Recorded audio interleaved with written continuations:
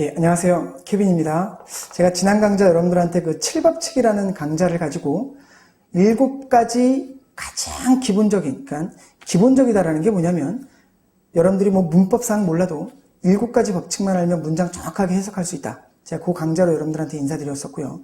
제가 그 강좌를 찍고 나서 그럼 그 다음 강좌를 무엇으로 한번 해볼까? 그래서 제가 선택한 게 이 영작 강의입니다. 영어를 가지고 글을 쓰는 거죠. 그렇죠? 근데 이 영작 강의를 제가 준비하다가 여러분들한테 가장 먼저 시급하게 알려드려야 될 게 뭐냐라고 생각해 봤더니 이 사고의 전환이다. 즉 여러분들은 지금까지 이제 한국식 사고, 영어식 사고 도대체 그게 뭐야? 이렇게 생각하셨다면 이걸 이렇게 한번 풀어가시면 될 것 같아요. 이 언어라는 것은요, 글이라는 것은, 말이라는 것은 생각해 보세요. 말이 먼저 시작됐겠습니까? 글이 먼저 시작됐겠습니까? 이건 뭐 생각해 볼 여지도 없이 여러분들은 태어나셔서 말을 먼저 하셨나요? 어머니께 문자를 먼저 보내셨나요? 말을 먼저 했죠. 그러니까 인간은 자기가 태어난 지역에서 말이라는 걸 먼저 하게 됐다. 근데 그 말의 차이점이라는 게 무엇의 차이점이냐면 자기가 사는 동네, 그 지역의 문화, 그것들에 의하여 말이 결정되죠. 그러다 보니까 그 말이 글이 된 거 아니겠습니까? 그러니까 우리나라 말을 쓰는 사람들은 우리나라의 문화와 이 지역의 특성에 따라 그 말이 결정돼서 그 말을 쓰는 건데, 영어라는 것은 그 영어라는 말을 쓰는 사람들의 그 동네에 대한 정서와 문화와 사고의 차이가 있지 않겠습니까?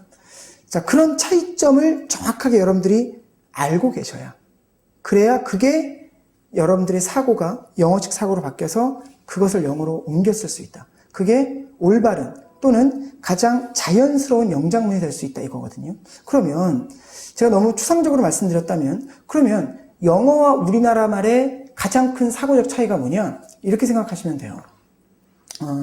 예를 들어서 여러분들이 누군가한테 사랑해 라고 이야기한다면 우리는 우리나라 말의 정서로는 어떻게 하면 됩니까? 사랑해 이렇게 해도 되죠. 그렇지 않습니까? 그런데 영어로는요, 그러면 우리나라 사고로 봤었을 땐 love 이렇게 얘기해도 될 것 같아요. 그렇게 하면 안 된다는 거죠. 그러니까 안 된다는 게 뭐냐면 그 영어적 사고에 부합되지 않는 것이다. 그러니까 영어는 어떻게 되느냐? 영어에서 가장 중요한 게 동사예요, 동사. 그렇죠? 그런데 이 동사라는 말을 우리가 그냥 우리나라의 하나의 단어를 여기다 동사에 집어넣으면 그건 사고에 틀린 거라 그건 말이 안 된다. 이 동사라는 개념을 반드시 앞에 주어와 그 뒤에 대상이 이렇게 구체화시켜주는 게 영어 언어의 차이점이다. 알겠습니까? 그래서 영어는 love라는 말이 아니라 I love you가 돼야 되는 거죠. 이해되셨나요? 그러니까 예를 들어 이렇게 생각하시면 돼요. 여러분들이 영작을 하시는데 제가 오늘 더워 죽겠어. 이 표현이 영어로는 어떻게 발휘되느냐? 반드시 이 사고에 맞춰서 발휘되어져야 된다. 알겠습니까? 그러니까 그거에 대한 정답은 물론 여러분들이 개별적인 여러 가지 표현들을 외워서 영작을 하는 것도 좋은 방법이지만 기본이 되는 가장 밑바닥의 원리 개념을 정확하게 파악하고 계신다면 거기에서 여러분들의 생각이, 여러분들의 창의적이고 훌륭한 생각이 영작으로 전달됐었을 때 굉장히 자연스럽게 전달될 수 있다. 그럼 제가 이걸 어떻게 강의를 할 거냐? 어렵지 않아요. 절대. 그러니까 물론 제가 어렵지 않아요 하면 너는 영어를 공부했던 놈이니까 어렵지 않지. 아니다. 저는 항상 강의를 준비할 때마다 저는 이분이 알파벳 정도만 알고 계시는 분이다 라고 생각하고 거기에서 출발할 거거든요. 그러니까 여러분들이 기존의 문법상 기본적인 사고 그거 몰라도 돼요.